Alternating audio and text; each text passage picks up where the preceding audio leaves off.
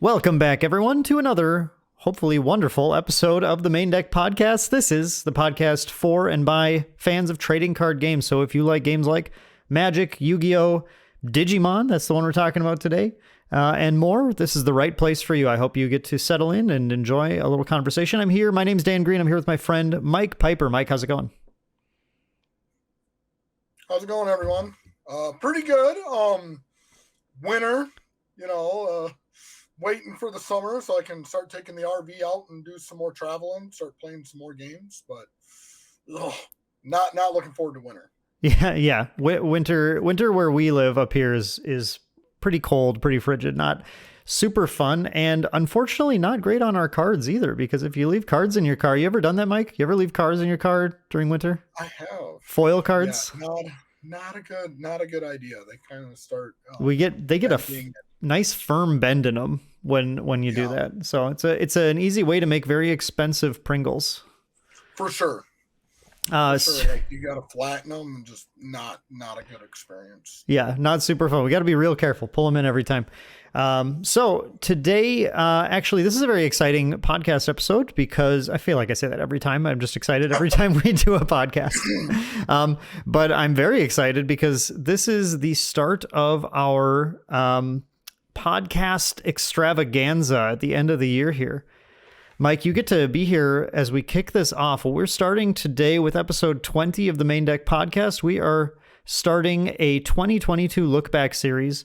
We're going to be doing 8 episodes of just lookbacks in December alone, and then a 9th final look forward episode coming out on New Year's Eve. So, I hope you guys like this because we're doing a crazy amount of these podcast episodes this month. And what we're going to be doing is I'm going to be pulling in a number of different guests. We've got Mike coming back for a few of them. We've got Kevin, a regular, coming back for a few of them. Jordan's going to be in at the look forward episode. And then otherwise, we're going to be getting various guests, some people who have done content for Maindeck or when it was called Metamaniacs in the past. They're going to be coming in. We've got just some local people who have been like running events for various different card games that we don't usually cover. Who are going to be coming in and doing episodes with us just to get, some fresh faces in there and some fresh kind of takes on various card games. And I hope you guys really enjoyed the series because I think it'll be a really fun way to just kind of look back on how 2022 was for all of the sort of the most popular card games, or at least the card games that we like. Yeah. Right. Yeah. It should be a lot of fun. So, but before we get to our look back, so today, of course, is going to be the look back on Digimon card games. That's why I pulled in Mike, who is our Digimon expert in the house. But Mike, why don't you start by telling us our usual little banter segment here. What have you been up to lately?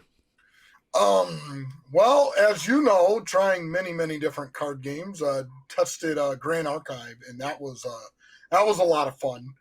I know there's been quite a few players trying to get me into Flesh and Blood. We've got, obviously we had some Digimon tournaments. We had quite a few box tournaments. I won a few box tournaments at our locals. Dragon Ball, not much, like in the local scene with Dragon Ball, we only have a few players, but a lot has been happening with Dragon Ball. I know Nationals is happening right now as the time of this recording. A bunch of announcements going on there, which we'll kind of get into a little bit of that because a lot of it is going to get into Digimon stuff as well. And the One Piece card game just came out, and I'll be getting into that too. So I'm going to be into like maybe 5 or 6 different card games at the least. Oh man, only 5 or 6?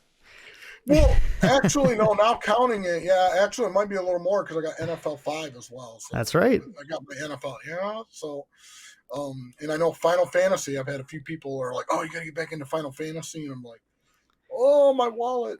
Yeah, there's going to be, I'm in a lot of card games right now. So, Mike, actually, I'm glad you brought this up. So I want to ask you a few questions. So I ran the local Grand Archive event.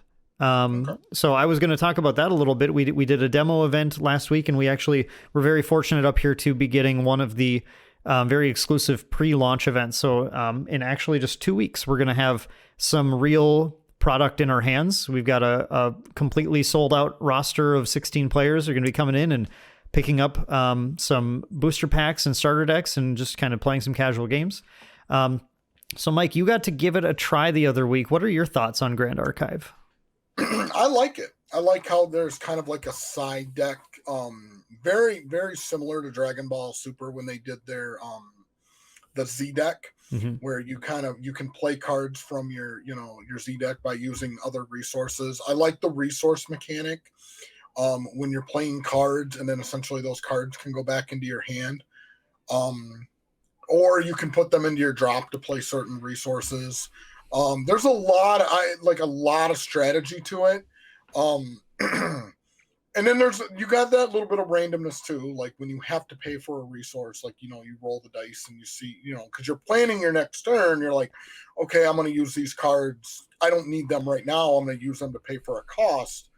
But then if you want to turn around and play something from your quote unquote, like I don't know what they call it, side decks, material deck, you want to play something from there. It's like, okay, well, now I'm going to take resources away from my hand.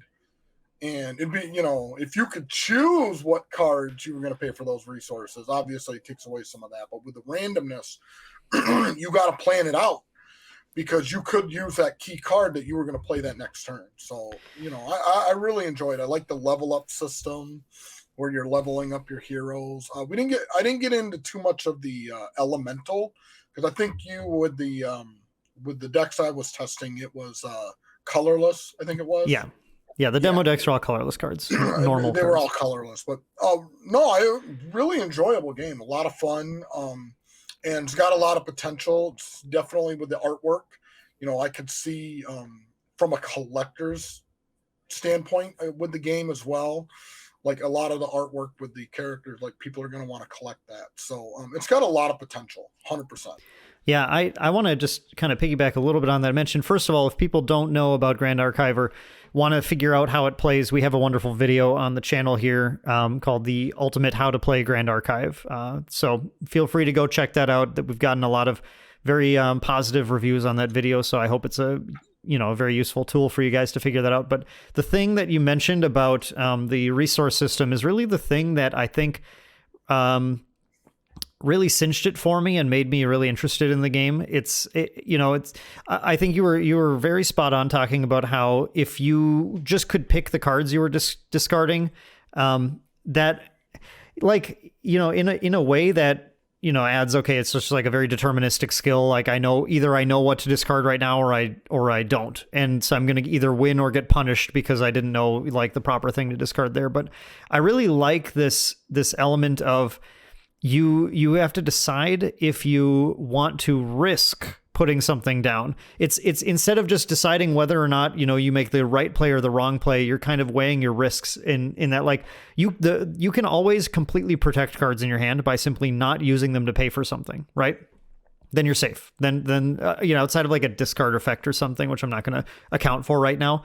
If you're like, I need this card to win the game, you can just decide, okay, I'm not going to use this to pay for anything. That might slow you down. Then you're making that option. You have that option. You're choosing, I'm going to go a little slower in this game. I'm not going to play out two things this turn. I'm just going to play one thing. But by doing that, I'm making sure there's no chance that I get rid of this important card in my hand. Or you can go, do I need to put the pedal to the metal here? Do I need to push more things out there, even though there's a chance I'll lose this card if I try to materialize, like level up next turn or something? And I think I much prefer a straight like risk reward, risk management type, pushing your luck system than I do the just like very straightforward, either you pitch this or you don't kind of thing. So listeners, and I like the artwork, of, like the weapons and the swords and like, I think there's a lot of potential for that. Like I'm a big collector when it comes to that kind of, the different weapons. I mean, my video is a little different, but I got like my swords and stuff up there. So I think there's a lot of potential, like dragon swords and, like dwarf swords or warrior swords or, a lot of potential on what they can do with the artwork for collection purposes as well. Mike, did you know that you can buy these old versions of playing card decks where instead of having clubs and spades and stuff, they have swords? Ooh. as one of the original suits of playing cards. That'd be interesting. I don't know if I could get my poker buddies to get into that one because they But would, Mike, they're. Think about all the swords you could have. You buy this, it probably costs you like $5, and you get like at least what, 13 swords? Right. Yeah. Increase my collection for sure. Yeah. See, you'd expand your collection greatly. You could fill a binder with all these sword cards. Oh, I know. Yeah, Grand Archives was a really fun game for sure. And we had a great demo session. People were really enjoying it. And I totally agree. The anime style artwork is what a lot of people were just immediately drawn in by too. It's kind of an interesting thing, actually. I feel like in the past, there have been many games that have come out that have used like an anime style. I mean, even ones that are still going on, like games that cover like specific series, like Weiss Schwarz or Card Fight Vanguard does like some collabs, but also is its own thing. It's all anime style though. And those are often, actually I've even cover some like ones that died, like Argent Saga was one, although that was more due to COVID than anything else, I think. But these are games where they've often come out and been kind of like a little bit divisive or seen as like niche because they have the anime style to them. But there's also a lot of like hype behind some of the ones that are coming out, even like not just Grand Archive, but other like similar styled games where the people see the anime style and they immediately go, okay, like I want that thing. I want that in my life. Yeah. And I kind of wonder if we're seeing maybe a bit of a turn in just like the general opinion of the wider swath of card gamers. If like people are deciding that anime style isn't actually the issue, or it's not as niche anymore or anything. And I wonder if it's more about whether the game is being published in North America or not, because that's, that could be part of it too. I don't know. But yeah, it's been interesting to see the response to that. And also, just like on the flip side, seeing how popular Flesh and Blood has become, given that it's a straight Western style game. They're not even trying to do any anime style at all. And, that's been doing quite well. So D&D type aspect, really. Yeah. Yeah. Traditional Western fantasy is really like, I mean, the first set started with a ninja, right? But like, it's still all like, very, very Western style artwork. For sure. Mike, you mentioned One Piece. I want to hear your thoughts on One Piece. I like it. It's a mixture playing the game. I actually demoed it at Gen Con. And got the demo deck and played around with it a little bit. I really like the kind of the Dawn resource system. Like you gain like Dawn every turn. You can do like bigger things based upon your Dawn. It's kind of the only thing that throws me off is like the combo, the wording of it a little bit, because I play so many other card games. So like, combo means something different in Dragon Ball Super than it does in counter, combo, all these different wordings. They mean something totally different in the One Piece card game than any other card game, including card games that are made by Bandai. Sure. So Bandai right now they're going to be making 4. Battle Sagas is going to be coming out here soon. Battle Spirit Saga, yeah. But right now they're current 3, and even like, one wording in one game, it's totally different than others. So me as a player, that throws me off, because when I'm sitting there and I go into like playing One Piece, I've got to totally change my mindset, like, on how interactions and stuff like that work. But it's a really fun interactive game. We were actually playtesting it at our locals. We all bought starter decks. We're not actually getting like stuff until February. I think tournaments, February is the earliest when we can start the tournaments, but people have already bought starter decks and building their decks and buying cards and all that good fun stuff. So, yeah, we're gonna be literally doing kind of like a Bandai day at locals, and it's just all Bandai events. Yeah, yeah. Bandai's kind of becoming their. I'm really impressed with Bandai in general. They're becoming quite a dominant force, I think, and there are hardcore players who are now, if it's published by Bandai, I'll play it. If it's not, I won't. And yeah. I think that's I mean, I think that's kind of what they need, just for, like, from a wider perspective. If Bandai is going to try and establish itself and take on the, you know, the quote unquote big three, this is kind of a good thing for them to do. I mean, I think some people are concerned about them, like, spreading themselves thin, I guess. Exactly. That was the big scare at first, as a matter of fact. So when the Digimon card game came out, that was the big scare, because all the Dragon Ball Super players were like, okay, that's it, Dragon Ball's dead. Like, they're not going to invest in anything in Dragon Ball. That's it. That didn't happen. And then when One Piece came out, all the Digimon players were like, that's it. They're going to put all their marbles in One Piece. That's it. Digimon ain't getting no love. Nothing further from the truth. And that's why with Battle Spirits coming out, or Battle Spirits Battle Saga. Battle Spirits Saga. It's Battle Spirits 3 Saga. words. There we go. Okay. So, yep. You know, again, you got a lot of people, Bandai, spreading themselves too thin. I couldn't disagree more. I think they're really going all in with the market.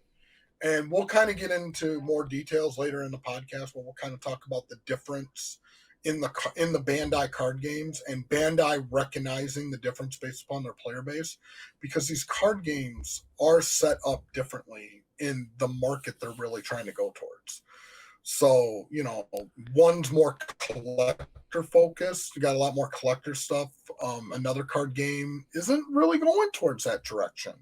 They're going more towards the easy pickup and playability. And One Piece, well, we don't know yet. It's the first set. You know, we'll see what direction that goes in. But yeah, I like how Bandai, they're not just saying, okay, we're going to do this with this card game, and we're going to do this with this card game. It's going to work, and we're going to do it this way. No, they recognize the market and the player base is different. So, yeah, I think that's a good point. It does seem like they're tweaking each game's setup a little bit to try and kind of capture a different segment. And I think actually the other thing that I think is smart is, like, you know, if you take the others, I guess I'm going to try and, like, devil's advocate, or think from a devil's advocate perspective a little bit. If you are, like, someone who considers that Bandai was spreading themselves too thin when they were making all these different games, adding on One Piece, adding on Battle Spirits now, what's the alternative? What should they have been doing? Is it to, like, go all in on Dragon Ball Super? Because the thing is, at the end of the day, Dragon Ball Super is, I mean, as much as you can vouch for the playability of it, and you know, as much as Bandai can pump, like, cash into the pool and whatever, if you're not a Dragon Ball fan, you're the 1% of Dragon Ball Super players, period. Like, you're just, like, Dragon Ball Super players are Dragon Ball fans. That's, like, and there's very, very few exceptions to that rule. I don't know any personally. I'm just assuming that there are some exceptions to that rule. Yeah, it comes to the marketing standpoint. I know a lot of people complain where they say there's not much marketing for Dragon Ball Super. But what I've been noticing is they've been marketing Digimon a little bit more, because Digimon isn't as like, big in the Western audience. It's a lot bigger in Japan.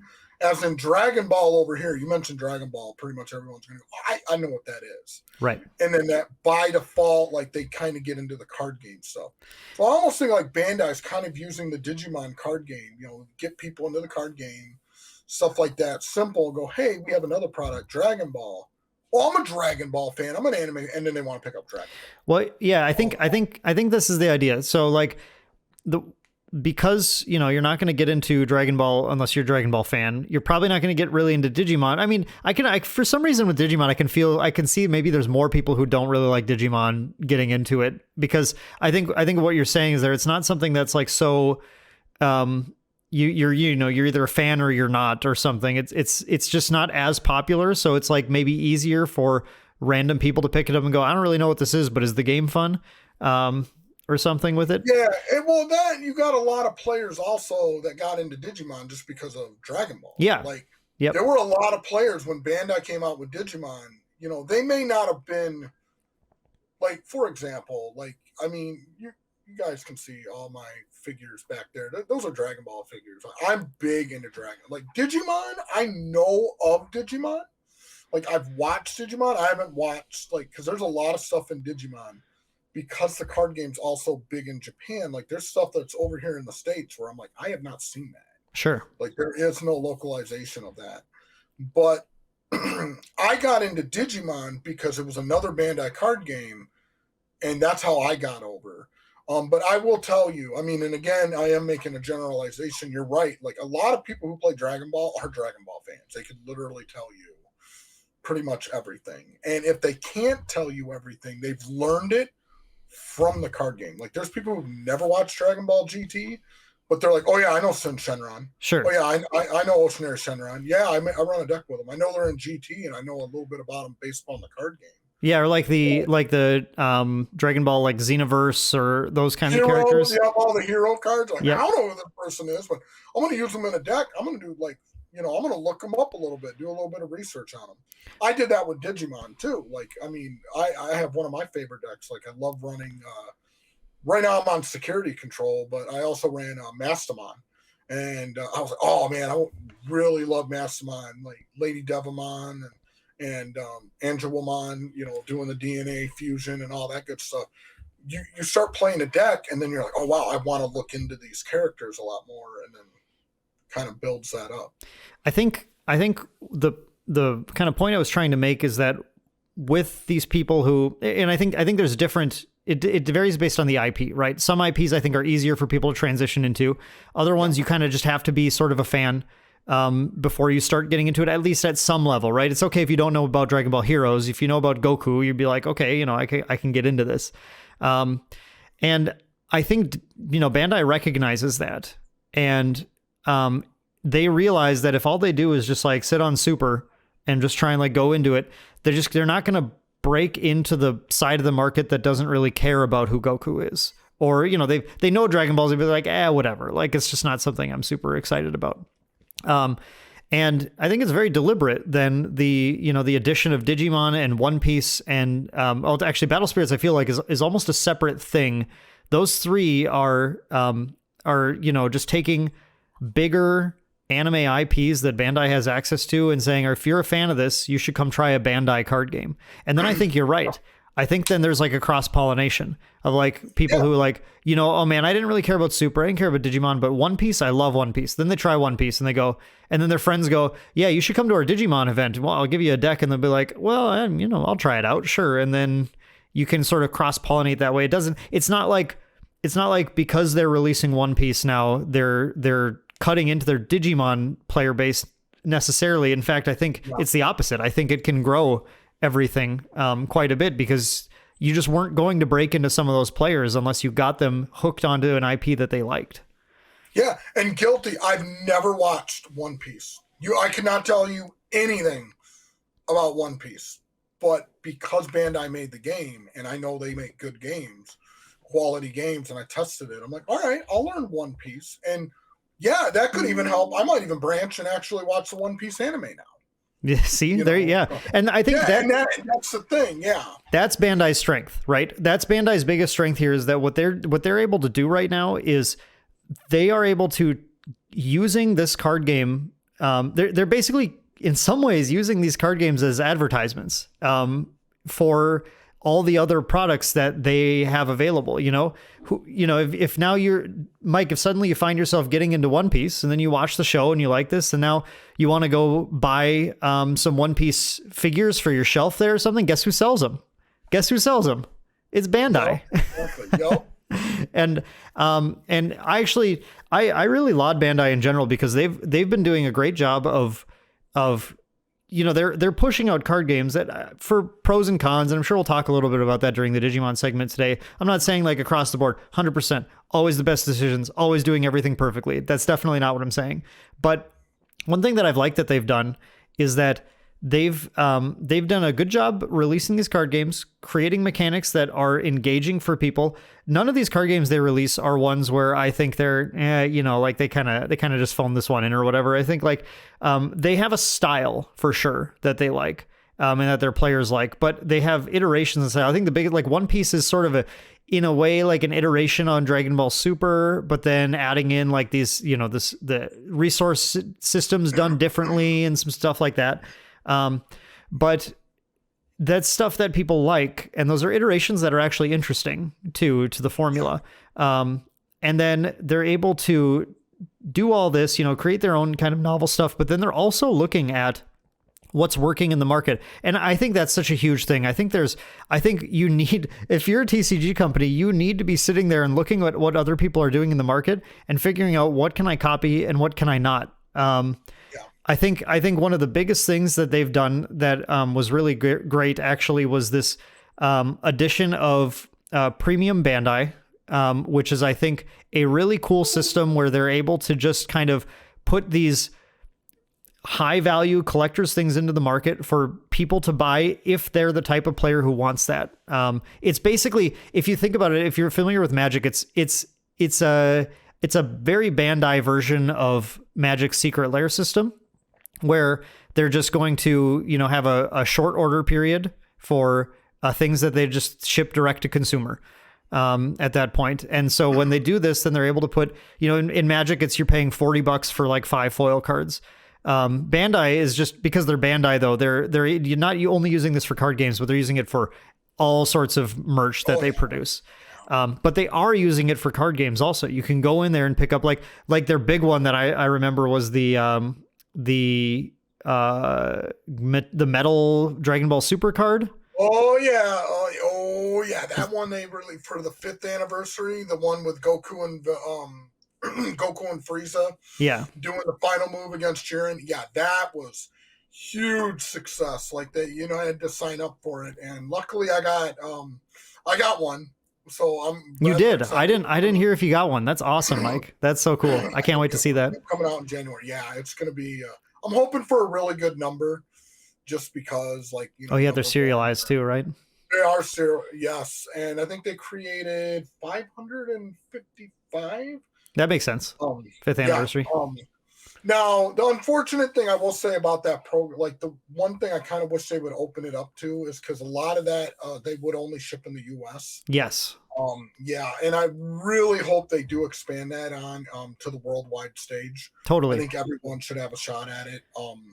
And the good news is, to follow up with the 5th anniversary thing on that one, is they are going to be really, like, once it's like release and they ship it out, like they're going to give away, they're going to sell some at events overseas, Canada. Yeah. So it's going to be equalizing out, but yeah, Bandai's really going in and all on, and not just Dragon Ball Super, like Digimon. They actually recently came out with the reprints.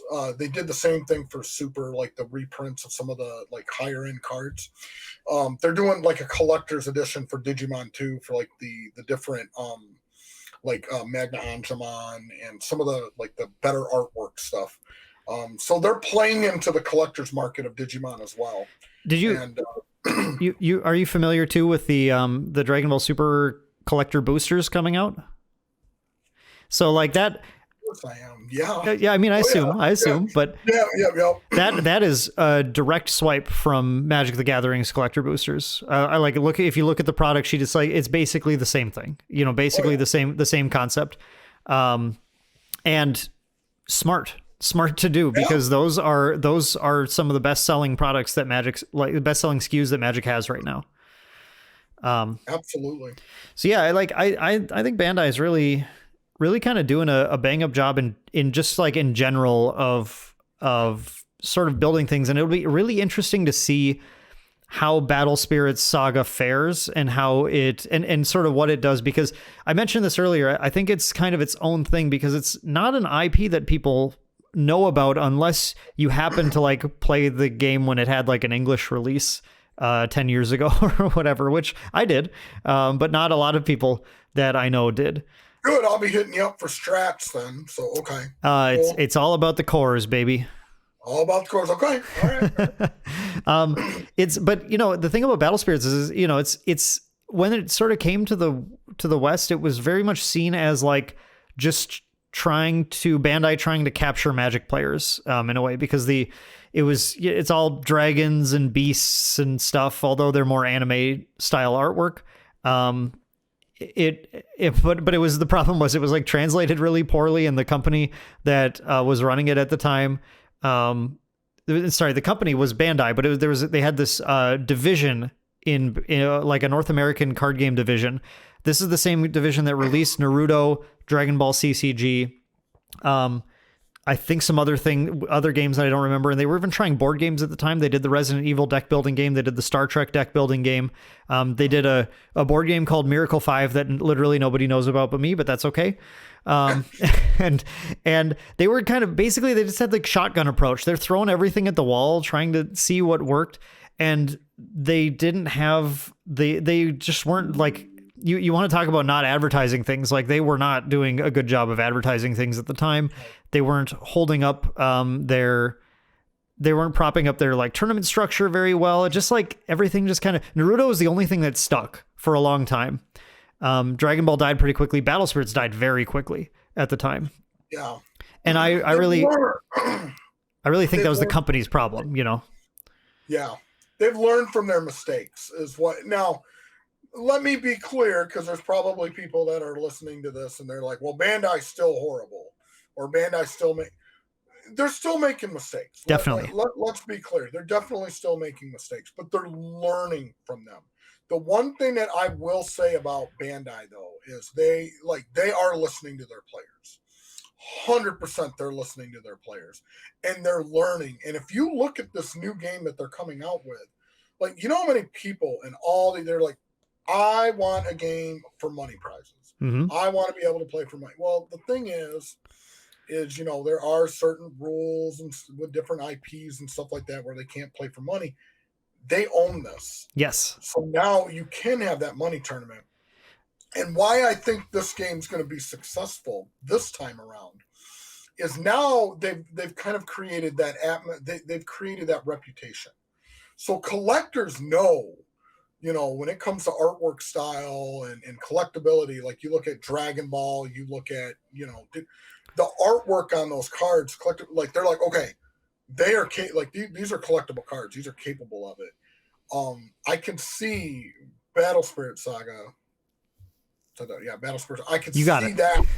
Yeah, I could see that being high. I mean, if they over the top artwork, collectible artwork, I mean, I could see that game being highly successful, and they're going all in on it. I mean, that announcement, that video they came out, I mean, that's like, hey, that's telling Bandai, it's like, listen, we're going all in on this. I don't know if you've seen the video, but they're like $1 million in money prizes for the tournaments for 2023. Yep. I mean, $1 million Bandai's investing in this. So, again, they're listening to their player base. I mean, there's some things that they can and cannot do.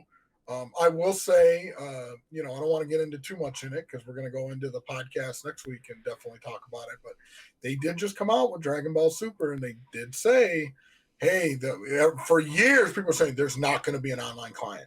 There's not going to be an online client. There's not going to be an online client. Well, lo and behold, at Nationals this weekend, there's going to be an online client. They're finally, whatever IP or whatever they needed to figure out, you know, the money's there, the marketing's there. There is now going to be an online client. And I have a feeling that's just going to leak over into the other Bandai card games as well. And so very exciting. I think you were saying exactly kind of what I was thinking about Battle Spirits, just framed from a different angle. The Battle Spirits, you know, I was talking about the IPs earlier and how, like, if you're into an IP, then you might play the game. If you're not, you might not play the game. Battle Spirits is really, I mean, I think you had a good point from a licensing perspective too. You know, there's always regulations about how they can run these events based on what the licensing is like. But with Battle Spirits, with it being something they own, obviously gives them no hurdles like that. But also being a game that doesn't require you, in a way, you know, require more or less you to be a fan of the IP to get into it. This is the game where you want to put the cash prizes in. Yep. Because I think this is something that people are very eager to ask for gigantic cash purses in card games for niche properties. Like, you know, as much as Digimon is iconic for people who grew up with that and everything, that's a niche property. It's tough. It's tougher to break into that market to tell someone, hey, you can come win thousands and thousands of dollars playing this card game. What card game is it? Digimon. Oh, I don't really like Digimon. Is like, what they're gonna say a lot of the time. Not all the time, but like the big lesson here, I think that, and we learned this back in the day watching just Versus System. Versus System was one of the first games that came out, and they said, okay, do you like DC characters? Do you like Marvel characters? Great, come play this card game. And some people played, and then they said, there's $1 million. And it actually fired up a lot of people right away when they announced that. Because this is one of the first like $1 million cash purses that was announced for a card game. Yeah. Versus System was hugely popular for about a year. And then people faded out because if the dream of winning the cash prize goes away, you decide, the company just can't keep putting that cash prize in. The players are no longer attached to the game because they don't actually, a lot of these players didn't actually care about DC or Marvel or the game, really. It's just like, and one thing about card games is like, as good as a game can be, there's more to a card game, to a TCG, than just how are the mechanics. How do the cards look? How's the flavor? You have to invest so much time and money into these hobbies. You have to really like them on a pretty well-rounded level. You have to kind of like everything about the game, or you're going to kind of just bounce out of it eventually. Yeah. And I think Battle Spirits, the reason they're doing this now is because this doesn't have the hurdle of you have to be a fan of this thing. You can become a Battle Spirits fan, and everyone who's starting at the game is simply trying to become a Battle Spirits fan. There's a very, very small segment of people who are like, I love Battle Spirits, and they're getting in because those are the people who've been like following the Japanese game or whatever, right? But like, there isn't sort of an uphill battle to try and get people into something they don't care about by telling them there's $1 million cash purse, which would have happened if they did announce this for One Piece, Digimon, or Dragon Ball Super. Yeah, exactly. A lot of potential there, and I can't wait. It's going to be fun. Yes. By the way, my take on it is I really enjoyed Battle Spirits mechanics back in the day, and I'm excited that looking at the cards they've previewed now, they fixed the translation stuff. I'm going to try and remember to do this, but in our 2023 Look Forward episode coming out New Year's Eve, I'm going to pull out some of my Battle Spirits cards because we're going to talk about Battle Spirits Saga, of course, since that's coming next year. And we're going to go ahead and just do a little read through of some of the flavor text on these things because it is entertaining. All right. Good. Okay. All right. That should be a very big episode, so we should have a little time for that. But speaking of the point of every episode, Mike, we've been talking a lot about Bandai, but let's talk about now. Let's get into the meat of the episode here. I want to talk with you, and I'm going to have you lead the way as my Digimon expert here. The topic is 2022 Lookback, Digimon Card Game, and we want to talk about how is Digimon? How was 2022 for Digimon? The products that came out, the events that happened, the newsworthy stories. How are we feeling about Digimon right now, and what are the pros and cons, the ups and downs of the year for it? Mike, lead the way. All right. Personally, I think Digimon is going in a great direction right now. I know there was some, like this year, they played around with a few different rules within Digimon. That was kind of the first thing I was going to talk to you about. Like one of the rules, there were two major rules that they were looking into. One of them was Mulligan. Yes, I know Digimon didn't have a Mulligan on release, right?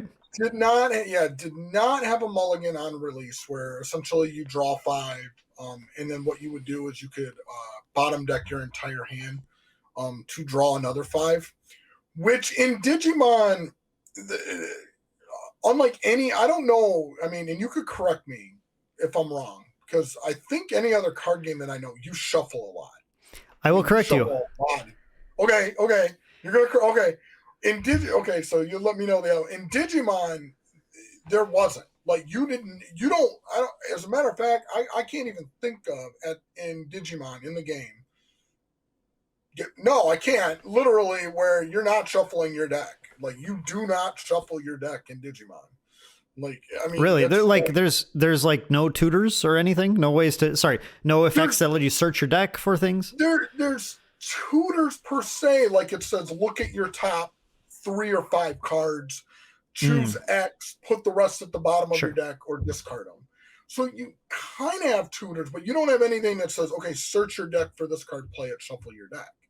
So with Digimon, yeah, the mulligan thing, it was huge because it changed the way people did their decks, because now it's like, okay, hey, I'm more likely to get what I need in a 50 card deck. But it never stuck. Like, they did it in like test events. Now, at the time of this recording, it didn't stick. Like, they may next year. Obviously, they may go with it. But there were a lot more players that were on board with mulligans because, yeah, you're better off getting the engine that you need for your deck. So, Mike, why is that? Why did mulligans not stick, do you think? I think because it did take some of the strategy away, the deck building away. Because when you're building a deck in Digimon, you want consistency. I mean, and that's pretty much any card game you build. You want to be as consistent as possible. And there's a lot of things you need to put in Digimon to make, to get the pieces that you need. And Mulligan, I feel like if Mulligan became a permanent thing, it changes. Like, there's a lot of cards that lose a lot of value. Like, there's a lot of tamers, like Analog Youth, play that and look at your top 3, get a Digimon. Those start losing a lot of, a lot of these other tamers. Like, they lose a lot of value because instead of at the beginning of the game just looking at 5 cards, you're now quote unquote looking at 10 cards. So a lot of decks that need that 1 card or that, 1 or 2 cards in their hand, they're more likely to get those cards. And it really changed the meta just allowing mulligans. And I think that's why a lot, again, I mean, the player base is really divided on this. Like, there's players that are all for mulligans, and then there's all players that are for mulligans. They want it back to normal because that's the way the Digimon card game was made. The Digimon card game, when it first came out, was made with no mulligans. And cards were made, tamers were made to search for other cards based upon not having mulligans. Sure. And then all of a sudden, if you allow mulligans, it changes a lot of those cards' worth and value and all that other good stuff. So, it theoretically increases the value of the more inconsistent but powerful cards, though, right? Correct. Yep. That is true. Yeah. I mean, I think that gets down to like what kind of metagame are you trying to develop if you're the developers of these TCGs? Like what strategies you want to enable and not. And I think the reason they kind of shifted away from mulligan is because again, you have a lot of tamers and Digimon and cards that literally say, when you play this card, look at your top X, find Y, put it in your hand, put the rest of your bottom of the deck. If you introduce mulligan at the beginning of the game, those cards are not nearly as useful and maybe not be useful in the Digimon chain. And it just shifts the entire game. So I think that's why they went away from it. So that was something big that was in 2022 that they were kind of testing. I could see, I could see some people arguing that having decks are sort of maybe require those consistency cards right now.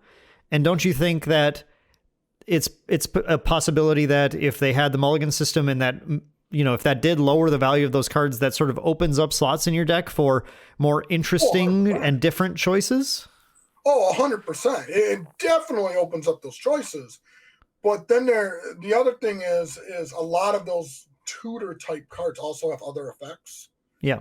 And, in the Digimon game, there's a lot of Digimon that, granted it's not like Pokemon. So like in Pokemon, Bulbasaur digivolves, or not digivolves, but evolves. Bulbasaur digivolves?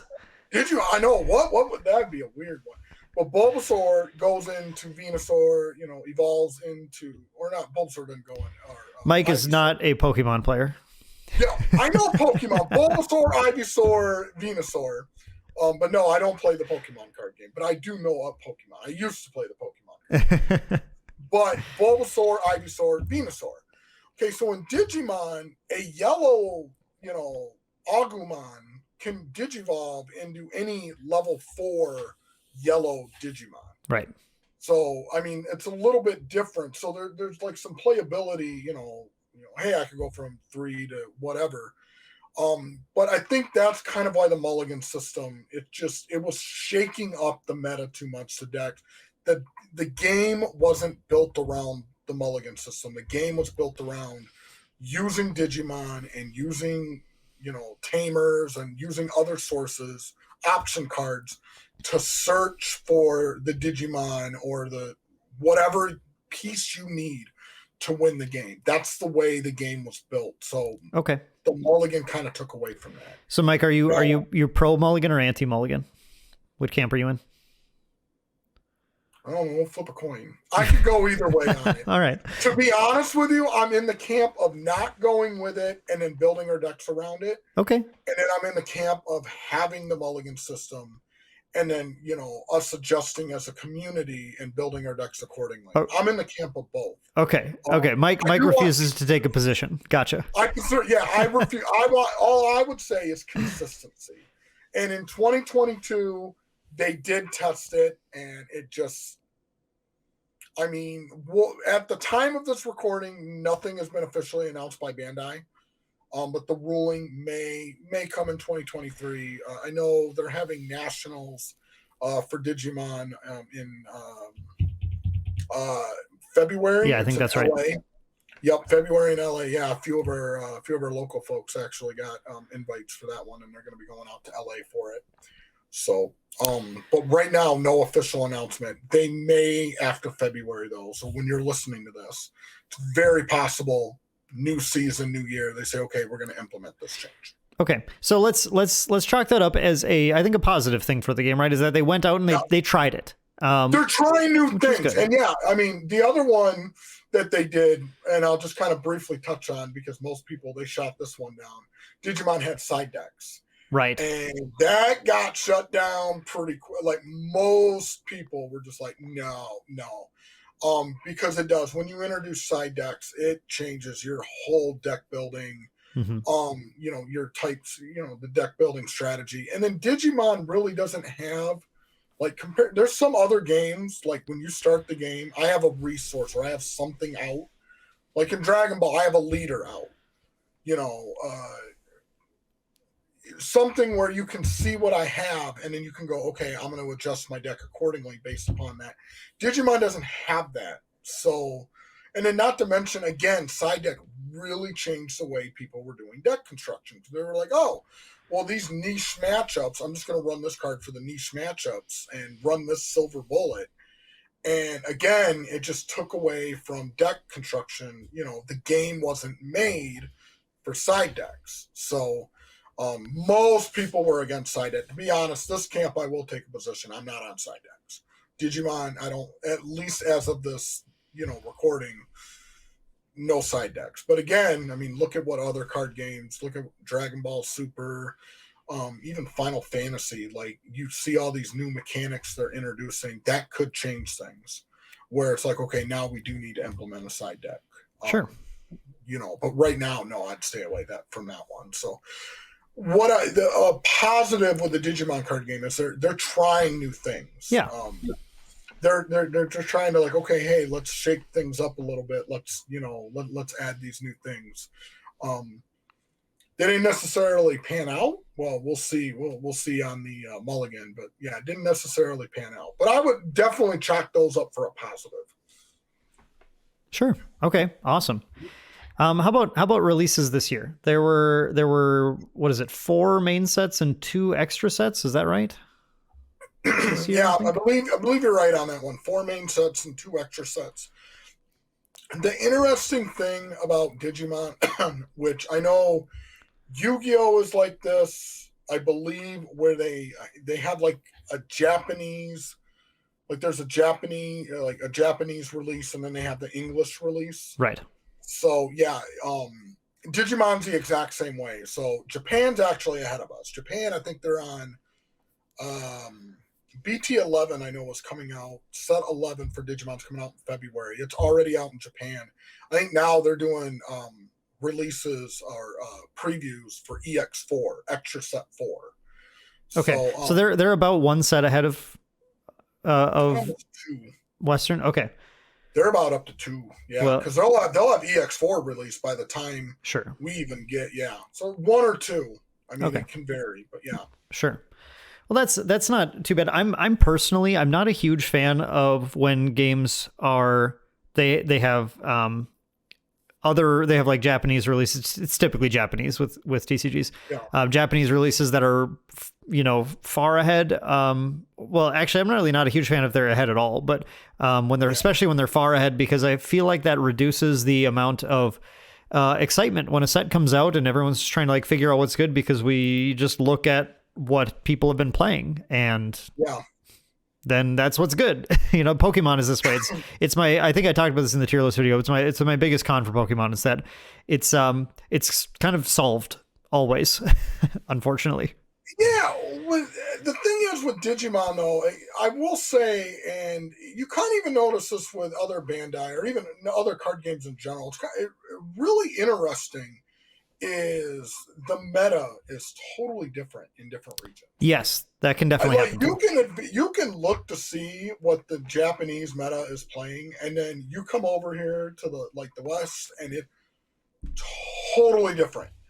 And people and maybe they've figured it out. Maybe they've had more time to analyze the set and see what they're doing and then what we're doing. And so that's interesting. I will say that I do like that there's that delay where the Japanese, Japan release, they have that. And then we get time to analyze. It's like, okay, you guys are doing this, and this. All right, well, when we get it out over here, we're going to take this route. The kind of bummer part when doing that is sometimes they'll figure out they messed up. And then by the time we get it over here, they've already done okay, we're going to ban this card or we're going to route at this card. And it's just like, oh, what? Come on. Like, you're not going to give the, literally Bandai, I think it was Shoutmon, which I know a lot of people they're going to be watching this are just going to be like, don't talk about that. I think the set came out and which set was this?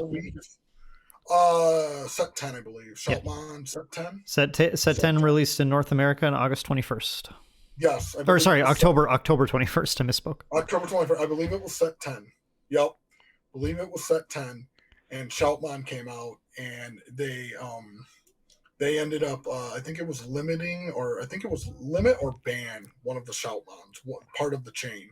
Sure. And one of my locals just such a bummer. Like, I mean, literally the deck came out and just that was it. I think maybe 3-4 weeks, and then all of a sudden it's like, nope, sorry. Now the good news, okay, so don't get me wrong, they are making support for that deck in later sets, which again we're not going to get in the US probably until I think they released, we're getting set 11 in February. I don't know when we're getting EX4 for English. I don't even know if there's a release date for it yet. I don't think there is. Japan's I know is coming out soon, but they're coming out with support for the Shoutmon deck. But that's kind of the bummer thing when you have the delay, the Japanese the delay over there, and then all of a sudden it's 2-3 months it comes over here, and we get a chance to figure it out. But sometimes bans and errata is just instantly just nope. So yeah, that's the disadvantage. How do you feel? Advantage. How do you feel the sets have been? Are there any sets that were kind of bummers, or have they been pretty interesting? Or is the design space being explored well? How do you feel about the set releases?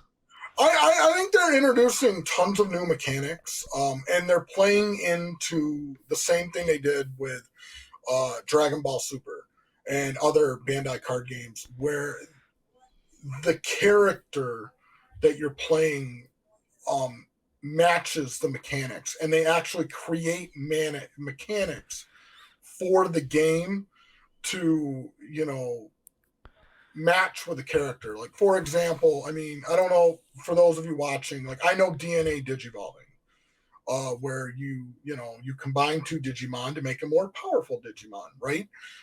They implemented that mechanic in the Digimon card game. Like, that came out, I think it was this year, it might have been last year, but like they implemented the DNA mechanic into the Digimon card game. Same thing with Digicross. Which Digicross, Big X. I think I'm saying that right. Just like in, I think that's right. Yeah, right. The same thing. Like in the TV show, it's like we're going to take all these Digimon and combine them together to create a super powerful Digimon.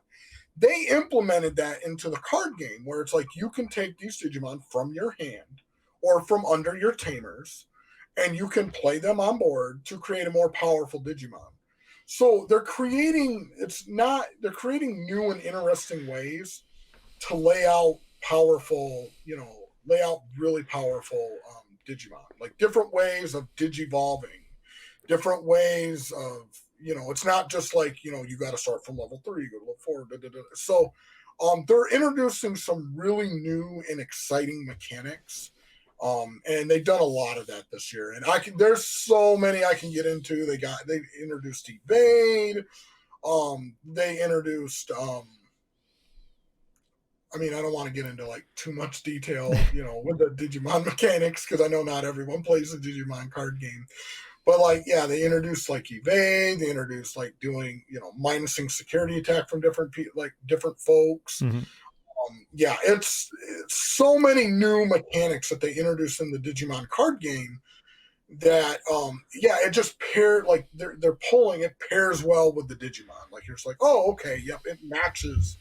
Oh yeah, I could see that Digimon doing that into the show. So do you feel that deck building is fairly strictly like archetypal, like meaning that like the big example I was using for this is Yu-Gi-Oh! Is when you're building a Yu-Gi-Oh! Deck, you kind of just take everything that has the common word in their title and you put it in a deck, and that's your core of your deck right there? Yeah.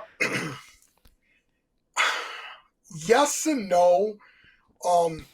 They obviously they build archetypes. Mm-hmm. Like, for example, the Renamon chain, like that's pretty popular. Like, if you follow the certain archetype, like they pair well with each other. And there's actually a big complaint about that. A lot of people want to see a lot more just, this card is just generally good for all yellow cards or all green cards or all, the different colors. They do release them. Like they do release them. They do release like generally good cards, but there is a lot of archetype building in Digimon. Yeah. So, but that I think is on purpose. Like, they do the same thing in other Bandai card games. It's not necessarily a con. It's a style. Yeah. I think is the way I tend to consider it. Yeah. Whereas other games like Magic's the best example of just there's not a ton that pushes you in a particular deck. You can just kind of it's more about how you combine the elements, right? And then there's some games that are in between, like My Hero Academia Universes is it'll give you a character and they'll have a kit of cards that match their symbols. If you put all those in a deck, it's going to kind of do what it's supposed to do, but also that's probably not the optimal thing to do. There's usually more mixing that you do there.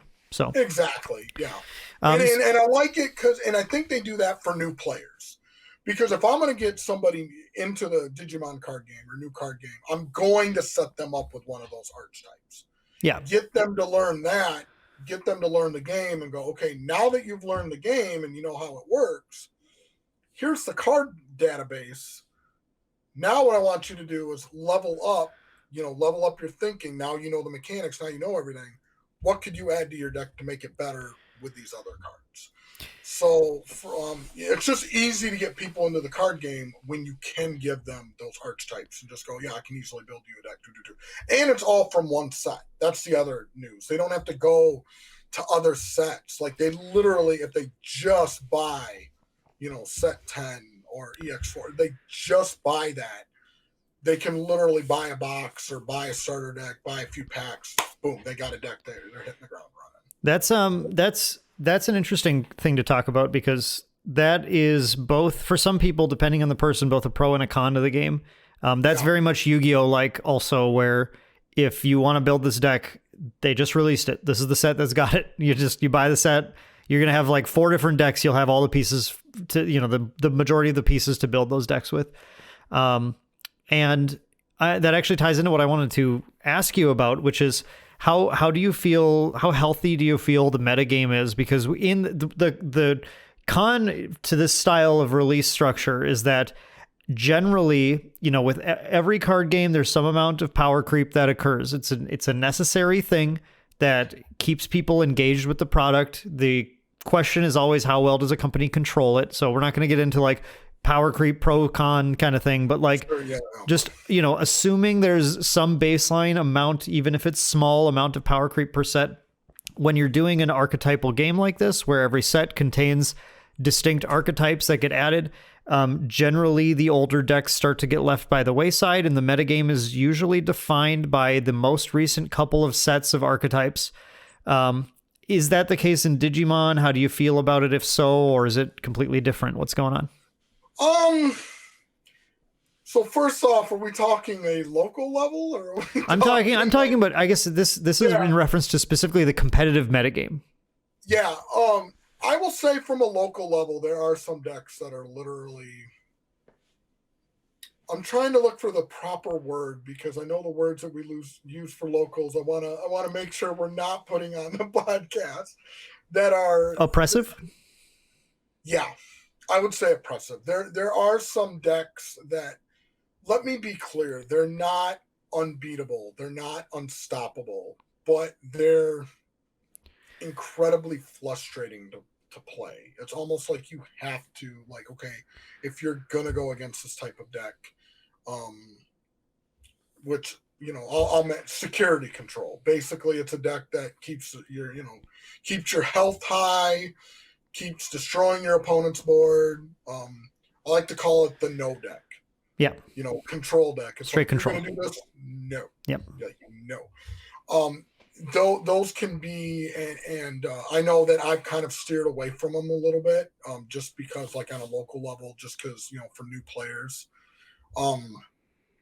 But I would say, like, overall, like, if you go to the tournaments, at least tournaments that I've been to, and then looking at the reports, you're seeing quite a bit of variety. Like, there's, people are coming up with answers. Like, I will tell you, when I went to Kansas City, when I went to the Kansas City tournament down there, I didn't play in it. I played in the Dragon Ball Super tournament, which, side subject, separate the tournaments. I know you're both Bandai games, but separate I like both. I want to play in all your games. Yeah. Separate the tournaments, but I didn't get to play in that game. But when they had that tournament, 8 security control decks, I think, were in the top 16. Oof. 8. Yeah. 8. However, in the following tournaments, people figured it out. People came up with the answers. They went into the card pool and they say, fine, you're going to play security control. We're going to play more aggressive, or we're going to build a big old Digimon. We're not going to flood our board, and we're going to do this. So there's been a lot more variety. Like, you're going to, so in my opinion, now, again, I know people are going to be watching this, and I can see you in the comments go, are you crazy? Alphamon, or this deck's just going rampant. And I just look at the results that I've seen. There's been a mix. There's been a mix in the top 16, and it'll be really interesting to see nationals this year. The Digimon Nationals, which I believe, I don't know if I think this is the first one. I don't know if they had one last year, or maybe COVID, I didn't hear about it. A nationals? Yeah, I think this is the first major one. I don't think they did a nationals before, because 2021 was the first set when Digimon was really a thing at all. It came out in early 2021. Yeah. And usually that kind of stuff takes a little bit to get set up. They did do a finals at the beginning of this year. But yeah, nothing like, I mean, to the extent of Bandai, what they normally do. Like, doing a national event for Digimon is just huge. I know it's out in LA, and it'll be really interesting to see that high level play, because it's the same way in Dragon Ball. sure, you see your regional events. Sure, you're going to have your, 3 or 4 people, but, with a certain deck. But when you get onto that national stage, and the nationals, you got to get an invite for. Digimon, you got to get an invite for. You've got the highest level of players playing and looking into the database. That's really where you're going to start seeing, okay, is there a meta that's being, is there a deck that's just literally taking over everything? And I don't think Security Control is it. Security Control is powerful. Control decks are annoying. I play against them. I play them. I love control decks. Like I'm sorry, but I know people are watching this. You're a control player. I hate you. I like playing the game. I don't want to just sit down for three minutes and I either win or lose. And no, like let's play a game. Let's talk. Sorry, not sorry. Sorry, not sorry. Like I like control, but right now, in my opinion, the meta I believe is sure, there could be some more cards that could make Silver Bullet, stuff like that. I know I'm excited for next set for Mastamon, which, this is going to be so much fun. Like the support they have for Mastamon. Light and darkness fusing together to create like light darkness Digimon. I don't know, but I got, I'm going to read the lore about it, but super powerful Digimon, right? So, but yeah. I think the meta is very open. Like I do see there being answers. Like there's no one deck that's just dominating everything. And this is coming. Well, I was going to just. This is coming from the guy in Dragon Ball Super where I went to a regional back. I think it was like set 6 or set 7, where Mecha Frieza literally, I think there was a 400 person regional and like over 300 people played Mecha Frieza. That's absurd. That is an oppressive meta, okay? Yes. That is oppressive, where it was either Mecha Frieza or you played SS3 Goku to counteract it, and still Mecha Frieza won. Yep. That's oppressive. When I'm looking at a top 16 and I'm seeing like 3 or 4 or 5 different decks, okay, I like that. Yeah. Sure. I think like, in my opinion, if you give like, I would say 4 to 6 different decks in a top 16 in a high level tournament, I feel like that tends to be a healthy enough metagame. Less than 4 is looking like there's just not enough support for outside archetypes. But I mean, at least you have a triangle, so it's like not the end of the world necessarily, but yeah, I tend to feel that way about those numbers as well. Do you see the decks leaning towards new releases as far as like the more competitive decks? Are they more focused on new release archetypes, or if someone jumped into the game and bought 2021 product, would they be able to compete? Yes to both.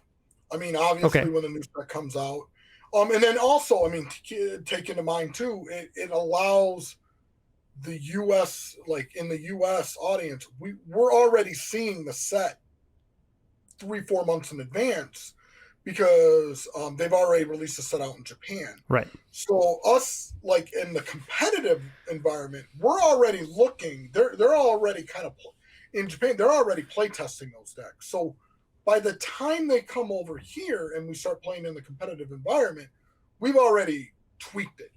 It's already been tweaked. Right. So it's like they've already done the play testing for us. Now it comes over here and it's like, okay, yep, they did that. That didn't work. So now we're going to do this. We're going to add this. So to answer the question, it's yes and no. I mean, they do take parts from the new set. I mean, there are some archetype, depending on the set, that literally just take over. But there is support for the older sets as well. Because again, they have the time to analyze and go, okay, yep, that works, that don't work. And from a secondary market standpoint, that's huge too. Yeah. Because we get, you get the, when they release it over in Japan, some people aren't necessarily looking at that stuff. So I can see that it's coming out and I'm like, oh, yep, Mastermon's getting a big boost. So they haven't released any of the English stuff yet for set 11. I think right now they're still focusing on the EX3 just came out. The new one. Sure. So I know Mastermon's getting a big boost. So right now I'm thinking, okay, Mastermon cards are going to go up. once they start releasing these, and you can bet, do I have my Mastermind deck right? Oh yeah. Yeah, I've got my stuff ready, all that good stuff. I know that stuff's going to go up based upon what happened over in the Japanese meta. So there's advantages and disadvantages, all that good fun stuff. Sure. So let's talking about the sets in particular. So we had the main releases, Next Adventure, which is 07. New Awakening was just set 8. You had X Record, which is set 9, or Cross Record, which is set 9, and then Cross Encounter, which is set 10. And then we had 2 extra sets. We had Theme Booster Digital Hazard and Theme Booster Draconic Roar. Mike, what's the best set that released in 2022 out of those? That's a loaded question. No, you have to pick one. That's a hard one. I got to pick one? Yep, you have to. To be honest, and this one I'm going to get a lot of people, I'm going to tell you not from a competitive standpoint. I'm going to tell you from a fun standpoint.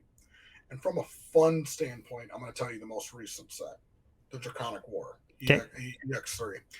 And the reason for it is because they really went heavy into the dragon type thing. They really went in, they came out with a lot of dragon Digimon. And they came out with a trial, they came out with stuff that you could play high level Digimon for free.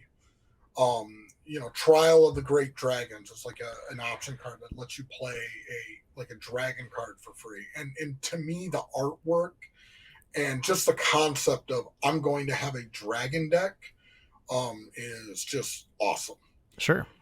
So I actually built just a Trial of the Great Dragon deck, just, a security control Trial of the Great Dragon deck. Super fun to play. Competitive on a local level, sure. Would I ever take that to a tournament? No. I know there's people I wouldn't play that garbage. That deck's garbage. Get a new player. Get a new player into the game, though. If you're just trying to get a new player into the game, that deck is just a really fun deck to play. Sure. And so I'm going to say that set for fun purposes. For competitive purposes, there's just one card that was released. Literally one card. And I've got right here. And I'm going to show it. And then I will say it for those that are listening. And let me see what's up with this came out. Oh, that is BT9. BT9? BT9. Okay. And yeah. There we go. Death Xmon. Okay. Death Xmon. This card changed the meta, changed everything, changed. And most Digimon players are going to go, they're going to mind. So from a competitive standpoint, I'm going to say set 9. And why this card changed the meta, and I'm going to put this in a perspective for any card game, okay, is what this card basically says is it costs a massive amount to play. It costs 20 to play. Okay. But it's 20, which is literally you would have to be, You have to have the whole clock. All your resources, the whole resources. Yep. But it's reduced by 3 for every Digimon or Tamer that you have out. So to put in other games, like any monster you have out, any weapon or kind of resource type thing out, it's reduced by 3 for every one that you have. So essentially, if you think about if your opponent has a super wide board, and people like to go wide, they play a lot of lower level monsters or Digimon, or put a lot of support, support cards out. In Digimon it's called Tamers, but they put out support cards. You can essentially play this card for next to nothing, even free.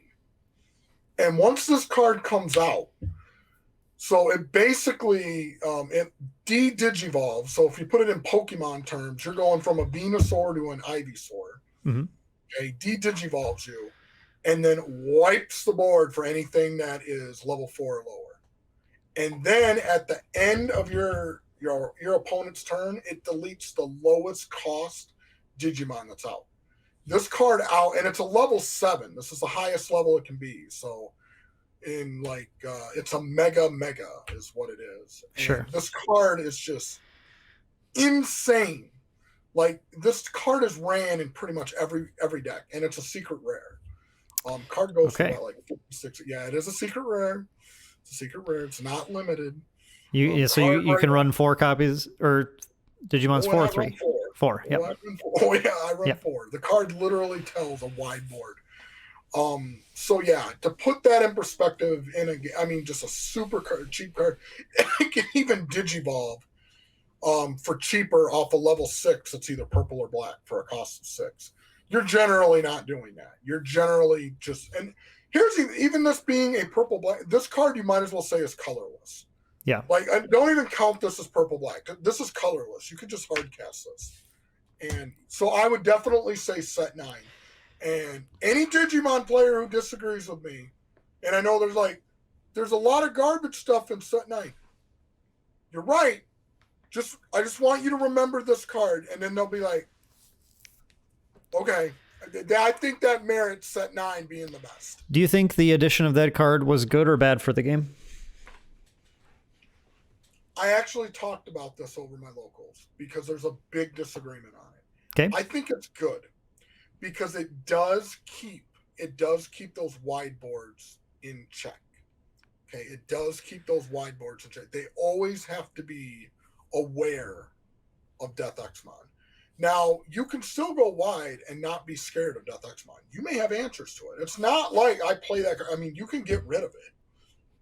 You can play a card to get rid of it. You can remember it only gets rid of, but it only gets rid of level 4s or lower.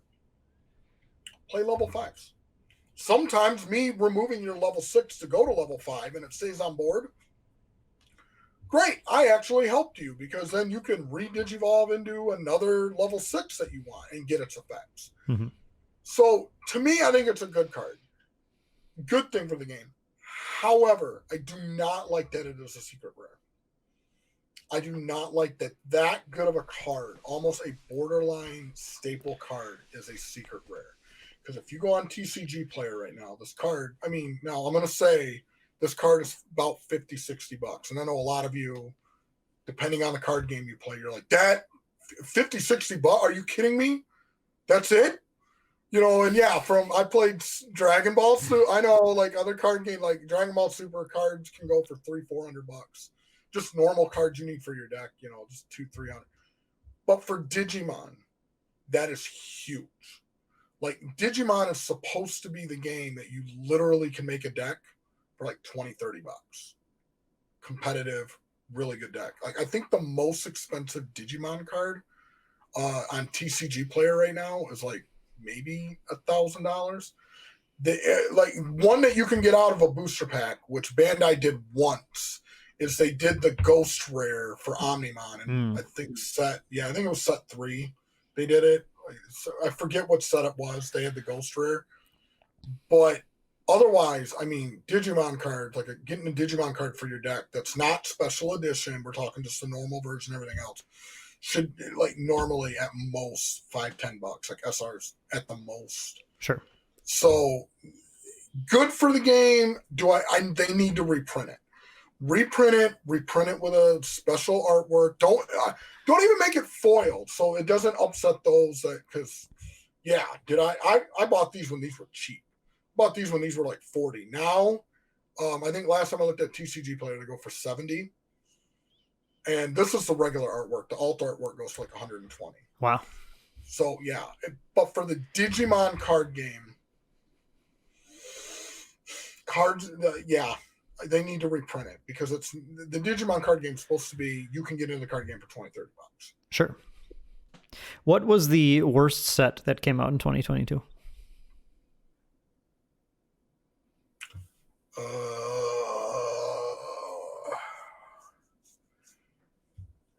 I don't see. That's hard. I don't even know if I'd say there's a worse set because every set there has to be a worse set. Progress the game. Mm-hmm. Like every set. But which did the worst job of it? Trying to remember what set hybrids were in. The set they released hybrids, I don't know if that was 2022 or not. Might have been. Digimon hybrids. Oh, jeez. Oh, that set was, Why was that set bad? That set was bad just because everyone played it. It was just that set came out and everyone's like, yep, we're playing hybrids now. Because essentially what a hybrid could do, and this is the easy. So in the Digimon show, okay, hybrids were like, they released this Digimon series in the US, but essentially what hybrids did is they were allowed to they were humans or kids that turned into Digimon. Hybrids were BT7, by the way, the first set of the year. It was. So it was the first set in 2022. Yep. Okay, so it counts. Good. Okay, I don't like that set. That's the worst set because everyone played hybrids. And in the card game, what they did to,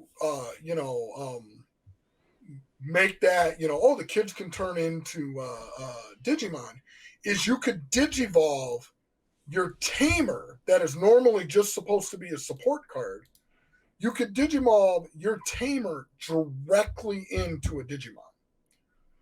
Now, why that was so powerful was in Digimon, there is something called quote unquote summoning sickness. When you summon a Digimon, right, like you can't attack with it that turn unless it has the ability rush. Right. Then it can attack the turn it comes out, or haste, or like. And that term's just from Magic. People just ported it over. Yeah. Not rush. I think it's haste. Rush allows you to attack even if you go above your memory limit, but haste is so that's a generic term. This term allows you to. Hybrids actually overrid that because your tamer's a support card. So when you digivolve your tamer into a Digimon, if that tamer wasn't out that turn, which normally it isn't, tamers or support cards are out for a while, you literally could just go, okay, I digivolve my tamer into a hybrid swing. And your opponent really had no way to interact with the Digimon before it was able to come out because it was in a tamer. And in Digimon right now, there's not a lot of cards that interact with tamers. There's not many. Very few. Even now, there's not many cards that interact with tamers. Basically, if a tamer's out, it's out. Now, again, there are exceptions. I know people are like, Black War Greymon. Yes, you're right. Black War Greymon can do that, but very, very, very few cards. So essentially what somebody could do is they could have a bunch of hybrids in their hand and go, yep, okay, swing, game. I did not like the hybrid format. I was not a fan of the hybrid format. Even though I played yellow hybrid, I didn't like it. It was just, you were either playing hybrids or bust. It was yellow hybrid, blue hybrid, red hybrid. That was set 7. It was all about the hybrids. Now, no. So that set is no longer, that deck's no longer playable really competitively? Hybrids? No. You don't see hybrids that often now. It's just, there's too many answers. Now you can have blockers, and even now with security control, you can add more security. It's just hybrids really took a downturn. They hit blue hybrid really hard with some of the tamers that you would play into hybrid. Now, don't get me wrong. Hybrid is still played, and actually some people will actually just put a few hybrid cards in their deck just as a surprise. Like, oh, you have no more security, but I have no Digimon now. Oh, Digimon done. Just a quick attack. So it's still played. It is not nearly as dominant as it was. Okay, because I was going to say that it doesn't bode well if the set that came out at the beginning of the year has decks that are no longer playable by the end of the year. That's not a long time frame. No. So to be clear, like, and when set 7 came out, everyone was just playing hybrids. That's all they had in their deck was hybrids. Like, that's what you played. Now people include hybrids in their deck, but it's not their main deck focus. They just have like maybe 1 or 2. Okay. Just kind of like like they don't focus their entire deck on hybrids. There's other mechanics, other new cards that have came out. So yeah, I wouldn't say the cards are worthless. I wouldn't say don't buy set 7. No. I'm saying from a play standpoint, it was horrible. Sure. How were the events in 2022 for Digimon? I thought the events were really, now, I did go to 2, like I did a couple store championships, which I don't necessarily count those, but like the regional that I seen and went to, I really well ran. I mean, really well. Had over, they're getting, capping out on players. Like, one thing that I would like to see from Digimon, what they need to pull from Dragon Ball Super, is price support. And this could be just coming. And the key thing that I'll tell you when it came to price support, and we went over this in our previous podcast, when we were talking, I forget what the podcast exactly, when I was on, and we kind of got into it before we got into the podcast, but we talked about the Kansas City trip. Yeah. Regarding the pricing. I think that was the last episode, Lorcana. The Lorcana, yep, there we go. Yeah, when we talked about Lorcana. The key thing is like with Dragon Ball Super, top 16, I mean, you got a play mat, you got promos, you got, card, like you got all this really cool stuff for top 16. Great. Awesome. Digimon top 16, which actually had more players in the tournament. Yeah, they got an invite, so did Dragon Ball Super, but they got a little, like, they didn't get a mat, which I don't understand why Bandai isn't taking more advantage of that. Give out mats, okay, with the memory counters and stuff like that.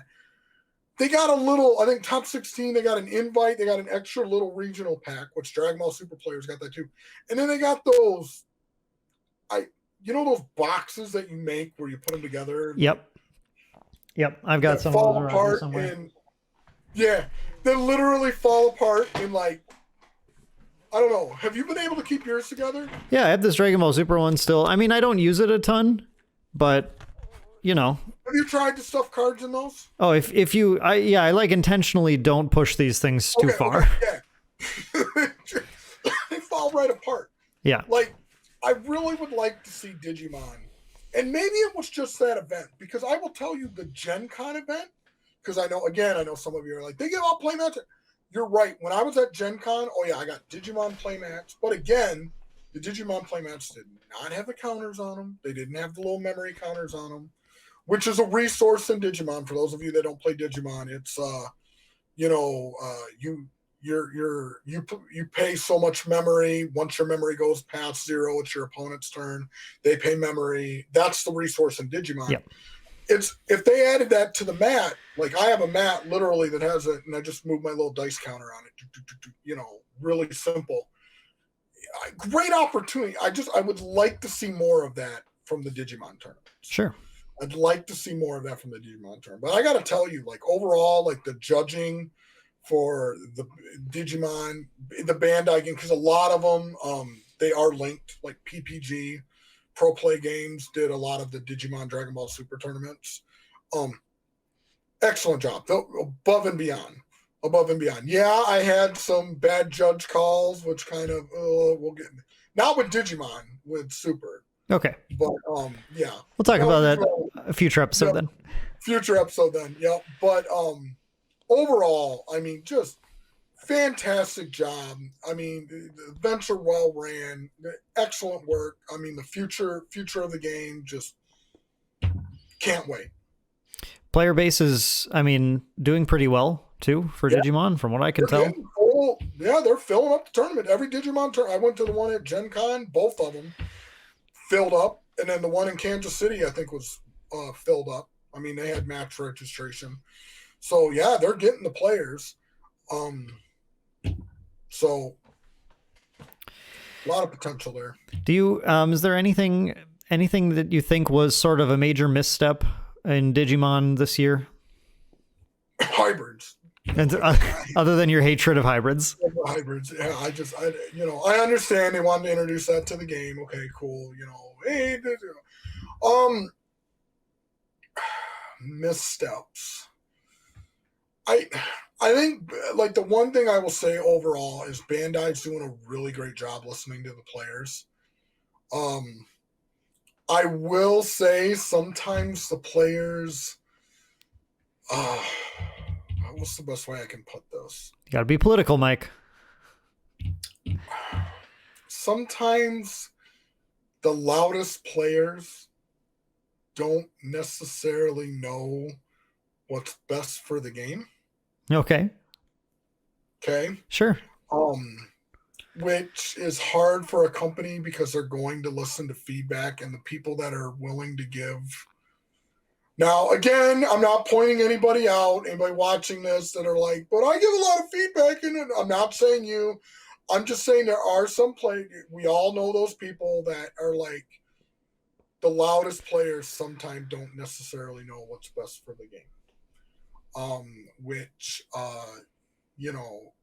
Bandai does a great job accepting feedback. As a matter of fact, any Digimon release or any release in general, there's actually a form. They create like a Google form, and a lot of these community groups, what they do is they say, hey, if you fill out this form, you enter in a chance to win. They're listening to their players. So, Bandai, the direction they're going in with Digimon has just been absolutely great. Missteps. I really wish they would focus a little bit more on the prizing with Digimon. I'd like to see more of the play mats, like the memory counters on the play mats. Here's something that I think we should just mention here. I think probably one of the last things we'll talk about here, because we're definitely going over our usual time limit here. But Sure. How do you feel about Bandai TCG Plus? Bandai TCG Plus is the new sort of web app integration that is how tournaments are run and scheduled and everything. I'm glad you mentioned that one. Yeah, I totally forgot about that. That was a big thing this year that Bandai pushed out for all their games. Yeah, for all their games. And concept's great. Concept's awesome. I agree. Oh yeah, logging and doing all that. It's got a deck builder built in. Absolutely. But design wise, oh man. Oh, I think they had multiple tournaments, like the judges couldn't get people entered in. You couldn't find stores. Like there was no, like, as a matter of fact, at the Gen Con regionals, I think it was the Dragon Ball. Yeah. This is the one I was going to mention. Yeah, it wasn't the Digimon tournament though. No. It was the Dragon Ball Super tournament. But it's the same app. Right. Same app. They literally, midway through the tournament, app just totally, and they had to redo everything. Yep, and then run the rest of it with, I think they had to use the old Dragon Ball software or something to use it. They used something. Yeah, we're friends with the people who are running the Gen Con events, and so we got to hear kind of firsthand some of the reports that they had. Bandai TCG Plus, I agree. It's a great concept that seems to have a number of issues with it that need to be resolved. So I would say, from my perspective, if Digimon is going to Bandai is going to focus on anything right now, especially leading into both the release of One Piece and Battle Spirit Saga and again, when you're putting cash tournaments on the line too, your software needs to work. Yeah. Your software needs to work appropriately, because any little change in someone's win record or something from changing from one software to another or something that might be thrown out of whack or whatever can be become a major problem for the host. Setting up tournaments in general. You want to get the tournament off the ground. I know that Bandai app, Gen Con tournament, started almost an hour late. Yeah. And that app is supposed to be, like, I can tell you, PPG has their own tournament software app. And it works great. It's wonderful. Love it. You log in, boom, boom. Call them up. Maybe they can... Because, the PPG, super simple. Like, it even comes up on a little alert on my phone. Ding, your next round, you're at table whatever. There you go. They got to fix it. They got to fix that app. I agree. They got to fix it. I agree totally. Okay, so Mike, overall, after we discussed the sets, we discussed the events, we discussed the sort of the mishaps and best sets, worst set. How do you feel about Digimon in 2022? Oh, awesome. I think like I said, they did a fantastic job. Bandai really stepped up. They're listening to their players. Sure, they're trying new things, the mulligans and the side decks and the Bandai app. But I mean, overall, I mean, again, we're growing. We're getting into set 11. Like we're at like 10, 11 sets now. I think the future's bright. They did a really good job in 2022, and I can't wait to see what 2023 brings. A little tongue twister. It's 10 sets and 3 extra sets in 2 years. Is that kind of fast? Depends who you ask. The extra sets really aren't sets. They're very reduced, and the extra sets are very focused on a certain archetype. Yeah. It's more, I'll be honest, I think a lot of it is focused on for new players that want to get into the game. Do I think it's going too fast? I don't know. I think every 2 to 3 months is perfectly fine. The only reason, and I know there's going to be some people going, nope, it's too fast, Mike. We literally had like 1 month we had a new set. Keep in mind, you can't take into factor, well, I guess you can. They should delay their other sets, but it's really hard.